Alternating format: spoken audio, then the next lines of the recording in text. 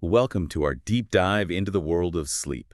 You guys have given us some really interesting stuff to work with here. Scientific papers, historical accounts, even some personal stories about dreams. Looks like we're ready to tackle everything from, like the tiny molecules that make us sleepy to how sleep patterns have changed over time. It's going to be a fascinating exploration. Yeah. So, Yeah. are you ready to unlock the secrets of slumber? Absolutely. Let's dive in. Okay, so I've always been curious about those coffee naps. Like you drink coffee right before taking a short nap. Oh, yeah, coffee naps. I've heard they can actually make you feel more alert when you wake up. They really can. And it all comes down to this: how caffeine and adenosine interact in your brain. Okay. Adenosine is basically a byproduct of energy use in your body.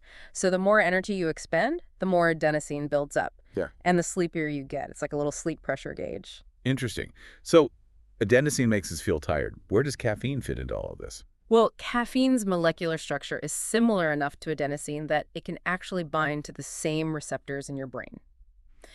The trick with a coffee nap is that it takes about 20 minutes for caffeine to really have its full effect. Okay. So think about it this way. You drink your coffee, you take a quick nap, let some of that adenosine clear out, and then boom. When you wake up, the caffeine is there to block any remaining adenosine.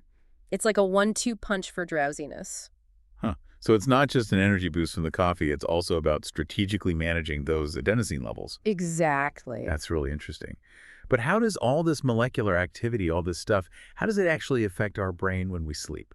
Well, to understand that, we need to zoom out a bit, from the molecular level and look at the brain as a whole. Okay, so like the big picture. Yeah.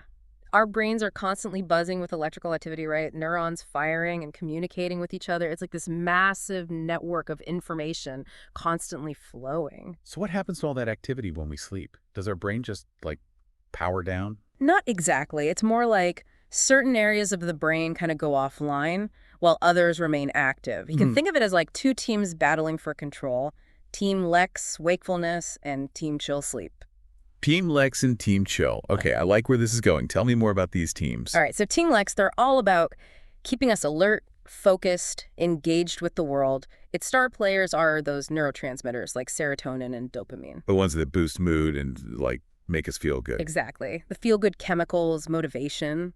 Team Chill, on the other hand, is led by GABA. It's a neurotransmitter that promotes relaxation and helps to quiet down all that, neural chatter. It's like a constant push and pull between the two. Hmm. So as the day goes on, I'm guessing Team Chill starts to gain the upper hand. Exactly. As that adenosine builds up, Team Chill starts to take over.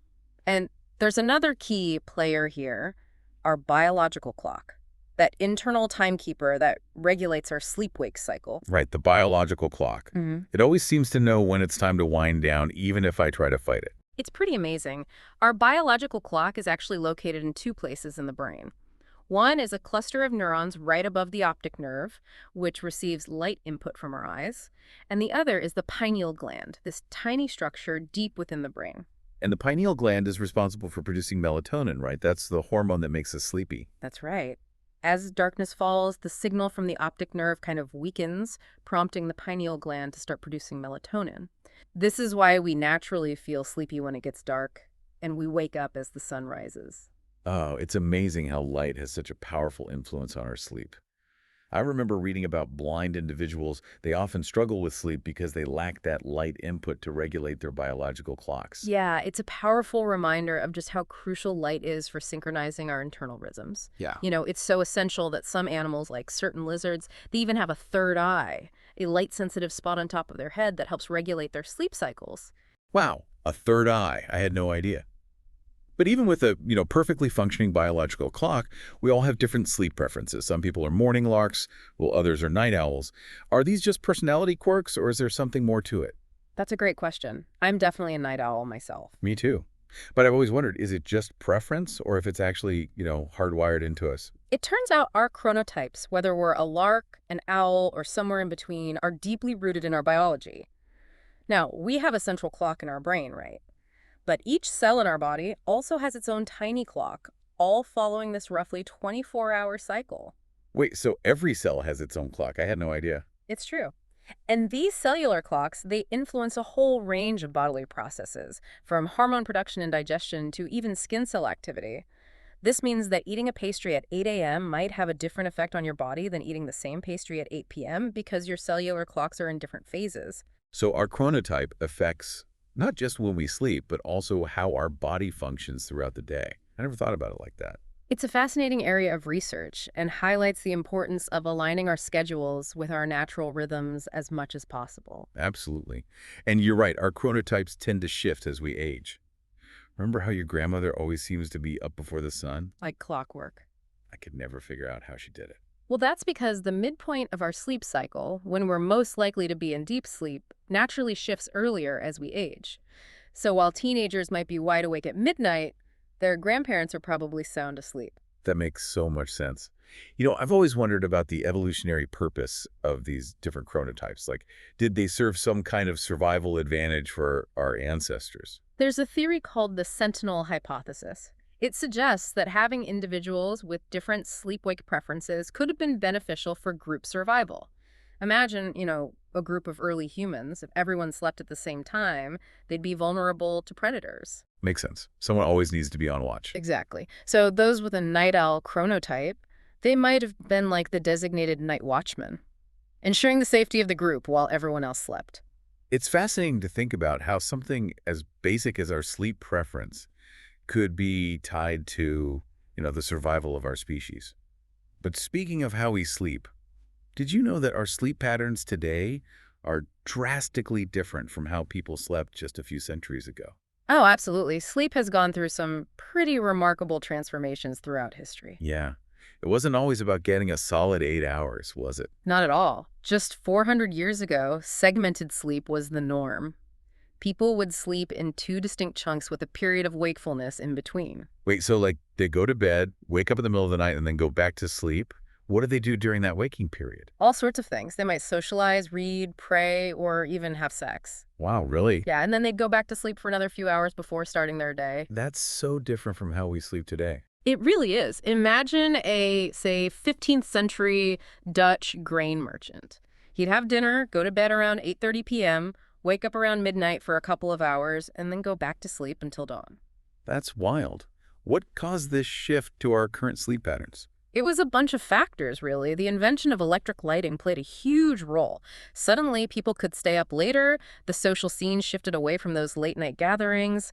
Then came the rise of coffee houses in the late 17th century, offering, a stimulating alternative to alcohol and further encouraging people to stay awake for longer. It's amazing how technology and cultural changes have reshaped something as fundamental as sleep. Makes you wonder what sleep will look like 400 years from now. But even within our current, 8-hour sleep block, our sleep doesn't just one uniform state. We cycle through different stages throughout the night, right? You're absolutely right. Our sleep unfolds in this really fascinating architecture of stages, each one marked by distinct brainwave patterns and physiological changes. Sleep scientists use tools like EEG to measure brain activity, eye movement trackers, even sensors to monitor muscle tone, all to map out this landscape of sleep. Wow, so it's like they're decoding the secret language of our sleeping brains. In a way, yes. I'm curious, what happens in those first few minutes as we drift off to sleep? We start with what we call light sleep, stages N1 and N2. During this time, our brain waves begin to slow down, our breathing and heart rate decrease, and our muscles start to relax. This is when you might experience those hypnic jerks, those sudden muscle spasms. Oh, I know those all too well. Sometimes it feels like I'm falling and my body suddenly jerks me back. Yeah, it's thought to be like a primal reflex, this leftover response from our ancestors who slept in trees. As our muscles relax, the brain might misinterpret the sensation as falling, triggering a quick muscle contraction to prevent a tumble. Wow, that's incredible. It's like a little evolutionary echo in our sleep. Exactly. And as we fall deeper into sleep, we enter stage N3, known as slow wave sleep or deep sleep. Our brain waves become even slower and more synchronized, and our heart rate and breathing slow to their lowest point. It's really difficult to wake someone up during this stage. This is that stage where if you wake up feeling all groggy and disoriented. Exactly. That's sleep inertia, the feeling of being mentally stuck in the mud. Interrupting deep sleep can leave us feeling like that for a while, but deep sleep is essential for our physical restoration. This is when our body repairs tissues, releases growth hormone, and replenishes energy stores. After spending some time in deep sleep, our brain shifts gears and we enter REM sleep, the stage most associated with dreaming. Ah, REM sleep, the land of vivid dreams and bizarre scenarios. What's going on in our brains during this stage? Well, REM stands for rapid eye movement, and it's aptly named because our eyes dart back and forth beneath our eyelids. And our brain activity actually increases during this time, becoming almost as active as when we're awake. Really? But paradoxically, our muscles are temporarily paralyzed. So it's like our brain is having a party while our body is frozen in place. It's a fascinating paradox. It's during this stage that we experience our most vivid dreams. And throughout the night, our brain cycles through these stages of slow wave and REM sleep Hmm. multiple times, like this carefully choreographed dance between restoration and mental processing. So it's not just about how much we sleep, but also making sure we're cycling through these different stages properly. Exactly. I've heard that for a long time, people thought sleep was just about resting the brain. Now we know it's so much more than that, right? Absolutely. Sleep is an active process, vital for both our physical and mental well-being. While our bodies are busy with repairs during deep sleep, our brains are hard at work during REM sleep, processing emotions, consolidating memories, even strengthening learning. It makes me think about all those all-nighters I pulled in college. I wonder how much damage I was doing to my brain by skipping sleep. Well, it turns out the human body is surprisingly resilient to short-term sleep deprivation. There's the famous case of Randy Gardner, who stayed awake for 11 days straight as part of a science experiment.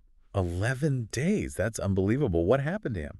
Well, amazingly, after sleeping for about 15 hours, he recovered with no apparent long-term ill effects. Wow, that's crazy. However, that's an extreme example. Most of us would experience significant cognitive and physical impairments after just a few nights of poor sleep. So pulling an all-nighter might not be the end of the world, but consistently skimping on sleep could have some serious consequences. Definitely. Chronic sleep deprivation is linked to various health issues, increased risk of obesity, heart disease, diabetes, and even depression, Oh, wow. not to mention the impact on cognitive function, memory, and mood. So it really is important. Yeah. But beyond just feeling tired, there are also, much more serious sleep disorders, aren't there? Right, conditions that go beyond just being a bit sleep deprived. Sleep disorders encompass a wide range of conditions, some relatively common, others incredibly rare.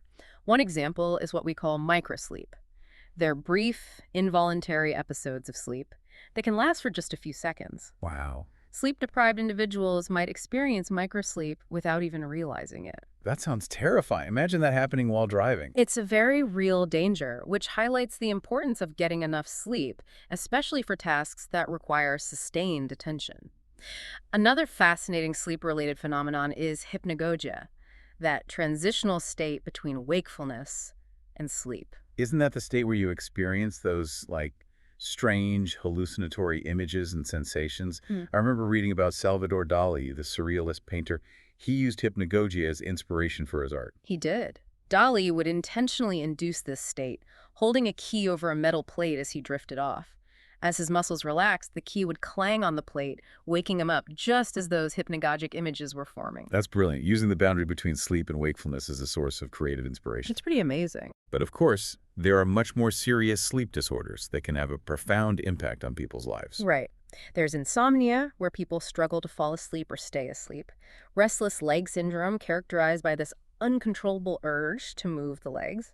And sleep apnea, where breathing repeatedly stops and starts during sleep. And then there are the rarer and more severe conditions like narcolepsy and fatal familial insomnia. Narcolepsy is the one where people experience those sudden, uncontrollable sleep attacks, right? Exactly. It can be incredibly disruptive to daily life. And fatal familial insomnia, as the name suggests, is a devastating genetic disorder that progressively destroys the brain's ability to sleep, ultimately leading to death. Wow, that's terrifying. It really emphasizes how vital sleep is for our survival. But speaking of sleep, I can't wait to delve into the world of dreams. Dreams. What do those strange narratives mean? Why do we dream at all? The world of dreams is a realm of endless fascination. We still don't have definitive answers, but there are several prominent theories out there. One is the activation synthesis theory, which proposes that dreams arise from the brain trying to make sense of random neural activity during REM sleep. Oh. It's like our brain is a storyteller, even when it's working with limited and chaotic material. So our dreams are like a jumbled movie reel playing in our minds. In a way, yes. For example, I had this strange dream the other night where I was at a carnival, but the rides were made of giant pretzels and the clowns were speaking in Morse code. Wow. My brain was probably pulling these random bits and pieces from my memories and recent experiences and kind of weaving them into this absurd scenario. Giant pretzel rides and Morse code clowns. That's definitely a dream I wouldn't forget. Mhm. But aside from the activation synthesis theory, what are some other explanations for why we dream? Well, another compelling theory is what's called the threat simulation theory. This one suggests that dreams actually serve an evolutionary function. The idea is that dreams provide a safe space for our brains to sort of rehearse for potential threats and challenges we might encounter in our waking lives. So dreams are like our brain running simulations to prepare us for the unexpected. Exactly. It's like a mental training ground where we can practice our fight or flight responses without actually being in danger. That makes a lot of sense, especially when you consider how often our dreams involve, like, stressful or threatening situations. It's a fascinating perspective, isn't it? It suggests that even those seemingly random and bizarre dreams might serve a deeper purpose, helping us to hone our survival skills and navigate the complexities of waking life. And what's remarkable is that dreaming isn't limited to those who can see. Even individuals who were born blind experience dreams, though theirs are woven from sounds, smells, and tactile sensations. Really? So even without visual input, our brains still create these rich and complex dream worlds. It highlights the kind of fundamental nature of dreaming, showing that it's not solely reliant on our visual system. It's a testament to the brain's incredible capacity to create meaning and experience regardless of sensory input. It really challenges the notion that dreams are just, fleeting images in our minds. They're clearly a complex and integral part of our mental landscape. But I have to ask, is there any way to interpret our dreams? Is there like a hidden meaning behind those strange symbols and narratives? Dream interpretation is a tricky business. It is. Yeah. While those, dream dictionaries might offer some interesting insights, most experts agree that the meaning of dream symbols is highly personal and context dependent. So a snake in one person's dream might symbolize something completely different for someone else. Exactly. A snake could represent temptation, transformation, healing, or even something totally mundane, depending on the dreamer's personal associations and experiences. The key to unlocking the meaning of dreams lies in understanding the individual's unique psychological landscape and the context of their waking life. So it's less about deciphering some universal dream code and more about exploring the kind of personal symbolism within each dream. Precisely. That said, there's growing evidence that dreams can offer valuable insights into our mental and physical well-being. Some researchers believe that certain dream themes might even reflect underlying health concerns that the body is starting to detect before they manifest as physical symptoms. That's fascinating. It's like our dreams could act as an early warning system for our health. It's a promising area of research, and while we're still in the early stages of understanding this connection, it's possible that someday dream analysis could be used as a complementary tool for health monitoring. But for now, paying attention to recurring dreams, particularly those that are emotionally charged or disturbing, can be a good way to gain insight into our subconscious concerns. Makes you wonder what other secrets our dreams might be holding, what other hidden messages our subconscious is trying to communicate. It's an exciting frontier of scientific exploration, It is. and it leads us to an even more intriguing aspect of dreaming, lucid dreaming, Lucid dreaming. where the dreamer becomes aware they are dreaming and can sometimes even control the dream narrative. I've heard about lucid dreaming. I've always been fascinated by the idea of being able to, like, consciously shape my own dreams. Is there any scientific basis for this? Can we really control our dreams? There's a growing body of research supporting the existence of lucid dreaming. While we don't fully understand how it works, studies using EEG and other physiological measures have shown that lucid dreamers exhibit different brainwave patterns compared to non-lucid dreamers.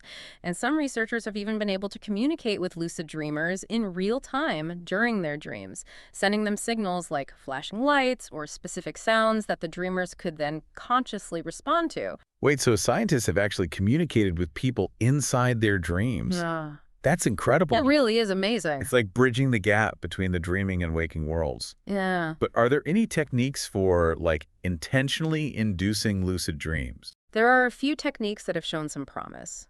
One popular method is called wake back to bed. You set an alarm to wake yourself up a few hours before your usual wake-up time, stay awake for a short period, perhaps engaging in activities related to lucid dreaming, and then go back to sleep. The idea is that this disruption to your sleep cycle makes it more likely you'll enter a dream state while still retaining some conscious awareness. So you're intentionally creating a kind of sleep-wake limbo to increase your chances of becoming lucid. Exactly. Another technique is reality testing, where you make a habit of regularly checking your surroundings throughout the day to see if you're dreaming. The idea is that this habit will eventually carry over into your dreams, triggering a moment of lucidity. So it's like training your mind to question reality both in waking life and in dreams. Precisely. And while there's no guarantee these techniques will work for everyone, there's definitely evidence that with practice and persistence, it's possible to increase your chances of having a lucid dream. And it's not just about, having fun controlling your dreams, although that is a cool perk. Right. Lucid dreaming also has therapeutic potential for working through fears, practicing skills, and even addressing nightmares. So it's like having a virtual reality therapy session within your own mind. In a way, yes. But while lucid dreaming highlights this incredible control we can sometimes have over our minds in sleep, there's also the flip side to that coin, where things go awry.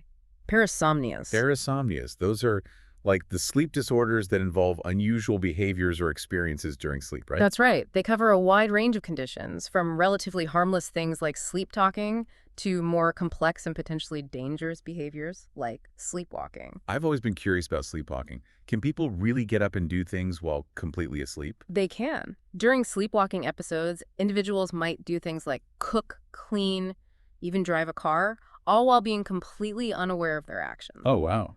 There was even a case of a man who drove 20 kilometers and committed a crime while sleepwalking. It raises all sorts of questions about legal responsibility during sleep.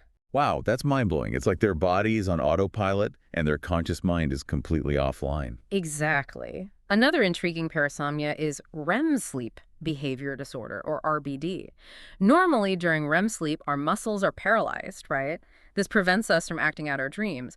But in RBD, that paralysis is absent, leading people to physically act out their dreams, sometimes with, potentially dangerous consequences. So if they're dreaming about being chased, they might actually jump out of bed and start running. It can be quite dramatic and even dangerous. They might punch, kick, yell, even injure themselves or anyone sharing their bed. Wow. Then there are other fascinating parasomnias like sexsomnia, where people engage in sexual acts while asleep with no recollection afterward, and sleep paralysis, where you're consciously aware of your surroundings but temporarily unable to move or speak. I've actually experienced sleep paralysis a few times.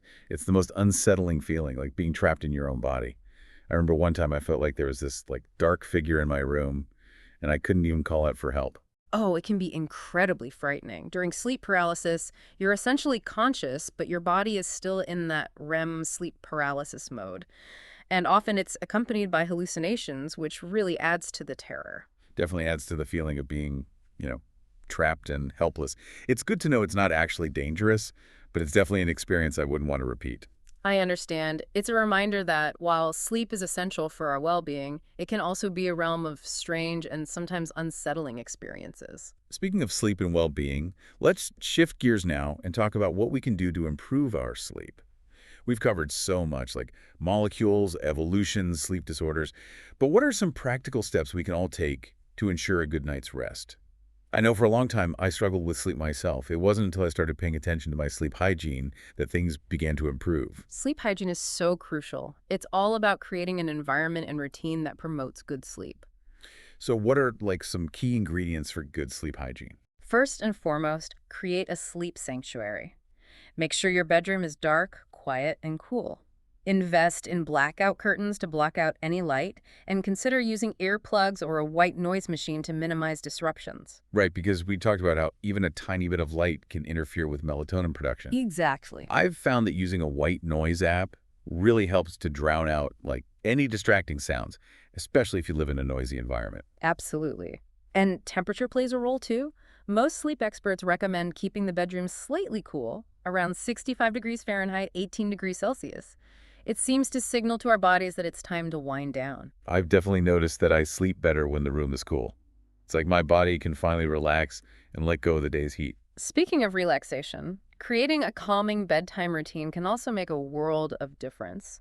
It's all about signaling to your body and mind that it's time to transition from wakefulness to sleep. Right, it's about more than just collapsing into bed after a long day. Exactly. What are some good ways to kind of wind down before sleep? Dim the lights, take a warm bath, read a book, Listen to calming music, do some gentle stretching, whatever helps you de-stress and signal to your body that it's time for sleep.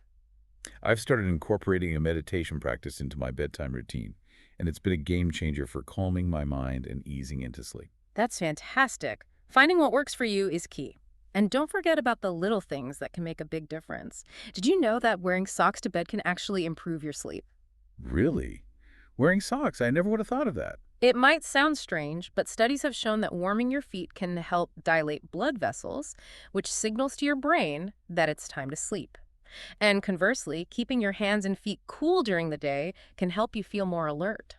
Wow, that's fascinating. It's amazing how these, small adjustments can impact our sleep. Are there any other sleep hygiene tips we should keep in mind? Being mindful of what you eat and drink before bed is also important. You want to avoid heavy meals, caffeine, and alcohol close to bedtime. These can interfere with your sleep cycles and prevent you from getting restful sleep. Right, so no late-night coffee or that extra glass of wine if you want to wake up feeling refreshed. Exactly. It's all about making those small changes that add up to big improvements in our sleep quality. It's like fine-tuning your sleep routine to create the optimal conditions for restful slumber. And remember, if you're struggling with persistent sleep problems, don't hesitate to consult a healthcare professional. That's a good reminder. Sleep is such an essential part of our overall health and well-being, and sometimes we need a little extra help to get back on track. Absolutely. So to sum up, a good night's sleep starts with a healthy dose of sleep hygiene, creating a relaxing bedtime routine, Yeah. optimizing your sleep environment, and being mindful of, your food and drink choices before bed. Mm. But what about those nights when we just can't seem to shut off our brains? Any tips for dealing with, racing thoughts and worries? One technique I've found helpful is journaling before bed.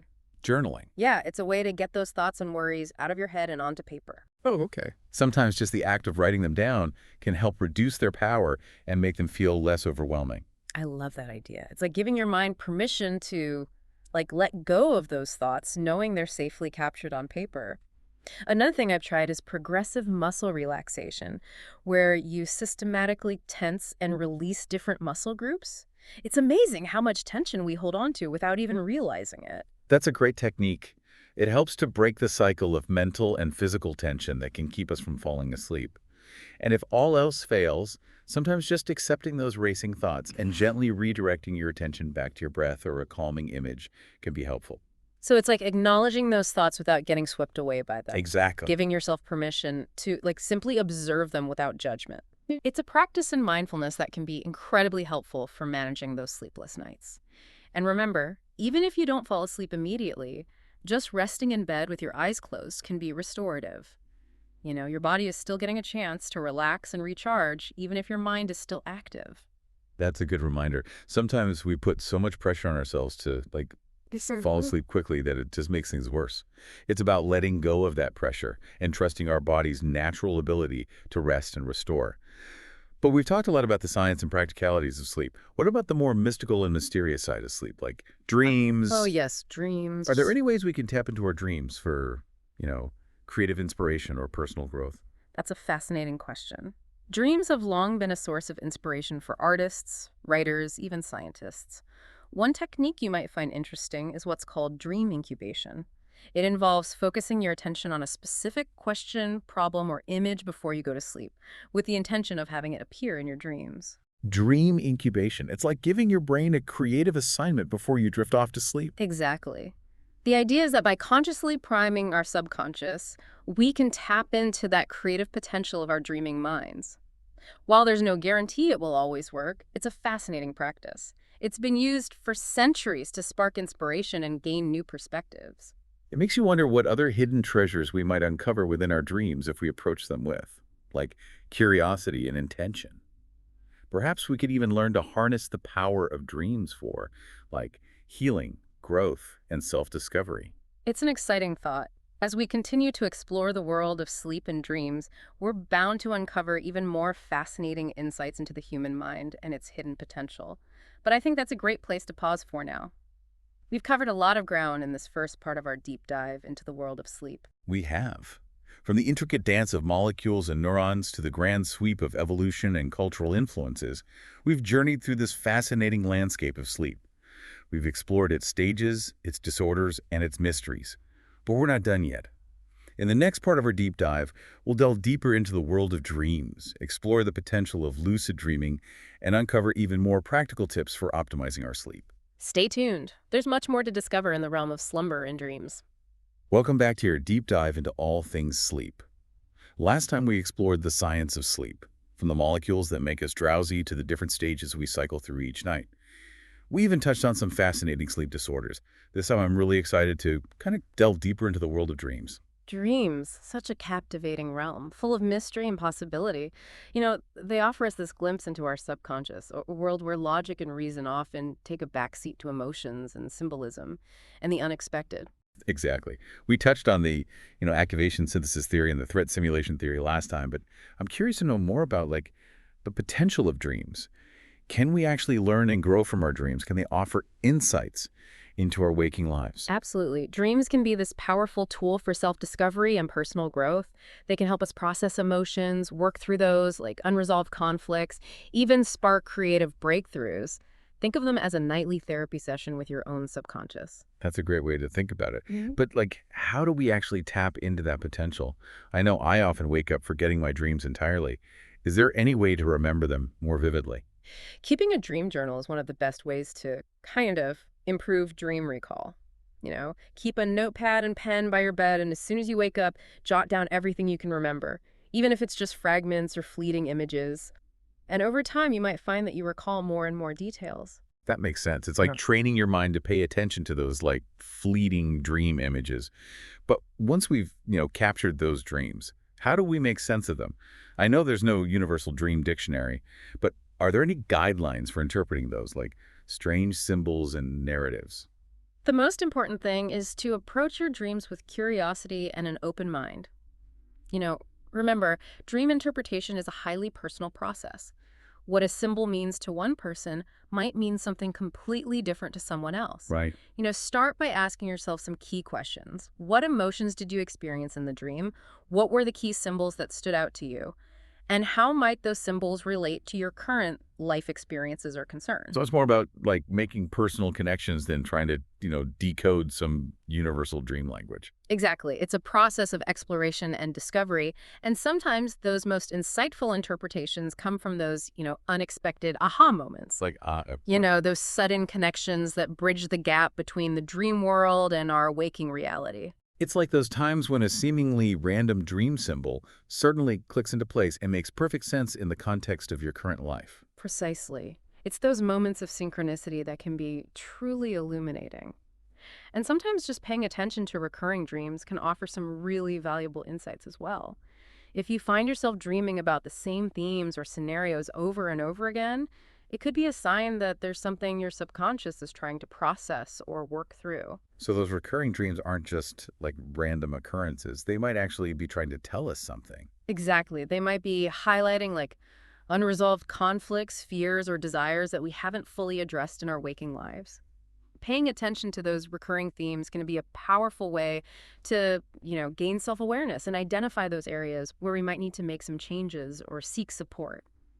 It's like our subconscious is sending us a message, urging us to pay attention to something important. It's fascinating how dreams can act as a mirror, reflecting back to us those hidden aspects of ourselves. Dreams can be this powerful tool for self-reflection and growth, especially when we approach them with curiosity and a willingness to explore their kind of hidden meanings. Speaking of exploration, let's delve into the world of lucid dreaming, where those hidden meanings become even more accessible. Okay, I'm ready to explore. Yeah. Last time you mentioned that lucid dreaming is this state of being aware that you're dreaming, and that some people can even control their dreams. You talked about those techniques like reality testing and wake back to bed, which can kind of increase the chances of having a lucid dream.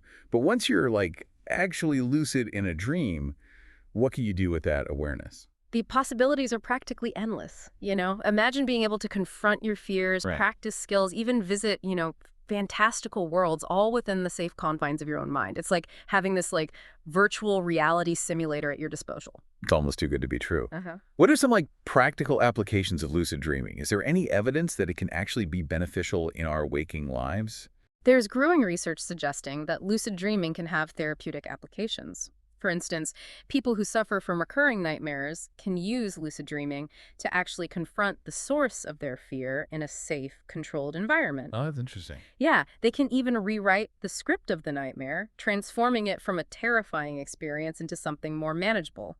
And there's also evidence that lucid dreaming can be used to practice real-world skills. So you could like practice giving a presentation or playing a musical instrument or even like rehearsing for an important athletic competition, Yeah. all within a lucid dream. Exactly. It's like having this private practice space where you can hone your skills without any real-world consequences. And some studies even suggest that lucid dreaming can help with pain management. Really? How does that work? It's not fully understood yet, but it seems that by consciously shifting your attention and focus within a lucid dream, you can actually reduce your perception of pain. It's like using the power of your mind to override those physical sensations. That's incredible. It really highlights that mind-body connection Yeah. and the potential of our minds to kind of influence our physical experiences. But as fascinating as lucid dreaming sounds, I imagine there are, some potential downsides or risks involved. Like any powerful tool, lucid dreaming needs to be approached with respect and caution. Yeah. For some individuals, it can be disorienting or even frightening, especially if they're not prepared for the experience, Right. It's important to remember that lucid dreams are still dreams, and they can sometimes tap into our deepest fears and anxieties. And for people with certain mental health conditions like psychosis or dissociative disorders, lucid dreaming might not be advisable. That's a good point. It's important to be aware of those, potential risks and to consult with a healthcare professional if you have any concerns. But for those who are interested in exploring lucid dreaming safely and responsibly, what advice would you give them? Well, first, start by educating yourself about the practice and the potential risks involved. There are a lot of resources available online and in books that can help guide you. Okay. Practice those reality testing techniques throughout the day just to increase your awareness of your state of consciousness. And most importantly, approach lucid dreaming with, curiosity and a sense of playfulness. It's an opportunity to explore the boundless potential of your own mind. It's like embarking on an adventure into the unknown, Yeah. but within the, safe confines of your own consciousness. Exactly. And remember, even if you don't achieve full lucidity, simply paying attention to your dreams and engaging with them in a conscious way can be incredibly rewarding. Yeah. It's a journey of self-discovery that can really enrich both your sleeping and waking life. So far, we've explored the science of sleep, the mystery of dreams, and the potential of lucid dreaming.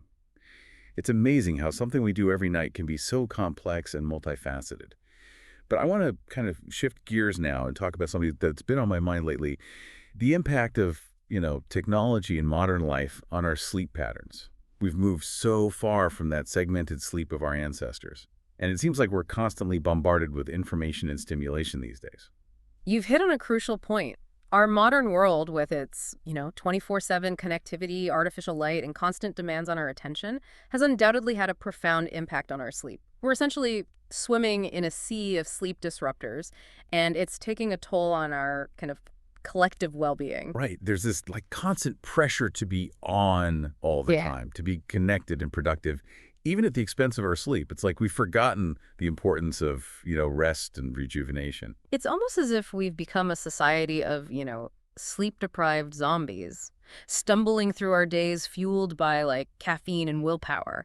And the consequences are far-reaching. Studies have linked chronic sleep deprivation to a host of health problems, from weight gain and heart disease to depression and anxiety. It even impairs our cognitive function, making us less focused, less creative, and more prone to making mistakes. It's like we're slowly eroding our mental and physical health by sacrificing sleep at the altar of, productivity and busyness. Exactly. We need to reclaim sleep as a non-negotiable pillar of well-being, just like, diet and exercise. It's not a luxury, it's an essential biological need that we ignore at our peril. I completely agree. But it's easier said than done, right?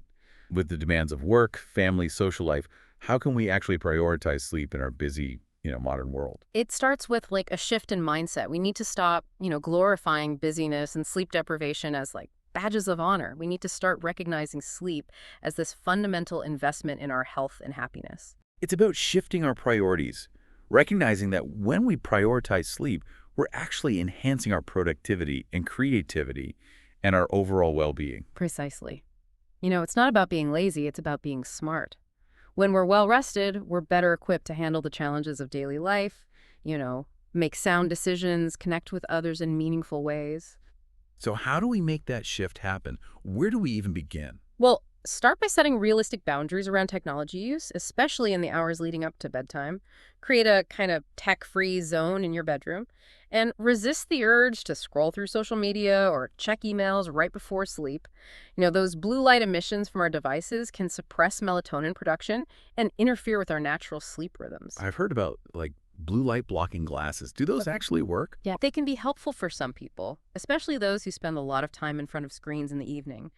But the most effective strategy is to simply reduce your overall screen time before bed and instead opt for activities that promote, relaxation and wind down your mind, like reading, taking a bath, or listening to calming music. It's about creating this like buffer zone between the digital world and the world of sleep, allowing our minds and bodies to kind of peacefully transition into that state of rest. Exactly.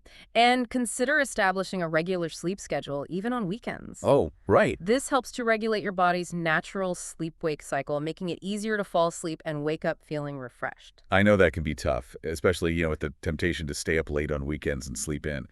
But I've definitely found that when I'm consistent with my sleep schedule, I actually feel much more energized and productive throughout the week. It's like setting your internal clock to the same rhythm each day, creating a sense of, stability and predictability for your body. And don't underestimate the power of your sleep environment.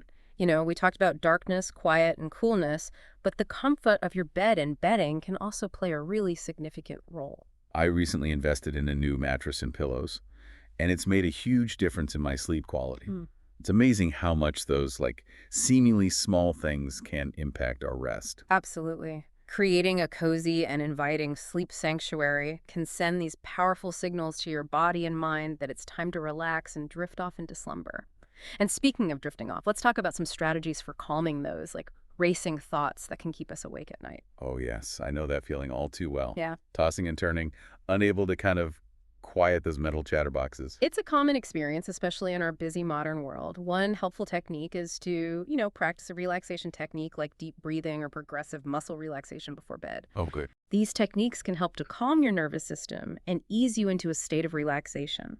I've also found that journaling can be really helpful for like getting those thoughts out of my head and onto paper.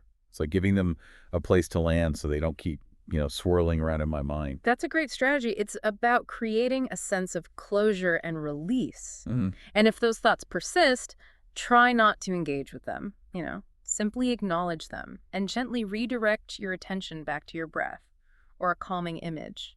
It's like watching those thoughts float by like clouds without getting, you know, caught up in their drama. It's a practice in mindfulness and detachment. It's about learning to kind of observe those thoughts without getting swept away by them. Exactly. And remember, sleep is a natural process. Sometimes simply surrendering to the rhythm of your breath, allowing your body to relax, and trusting that sleep will eventually come can be the most effective approach. It's about letting go of that struggle and like surrendering to the gentle embrace of slumber. And sometimes just knowing that those racing thoughts are normal, that we're not alone in our struggles to kind of quiet our minds, that can be incredibly comforting. Absolutely. We're all in this together, navigating the complexities of sleep in a world that often seems, determined to keep us awake. But by reclaiming sleep as a priority, by creating space for rest and rejuvenation, we can really enhance our overall well-being and unlock the full potential of our minds and bodies. It's about recognizing that sleep is not a sign of like weakness or laziness, but this fundamental pillar of strength, resilience, and vitality.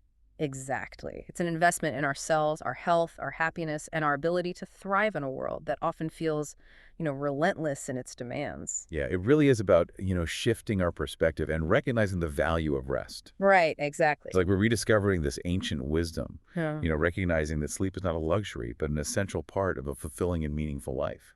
Precisely. It's time to reclaim sleep as this source of, power, creativity, and connection.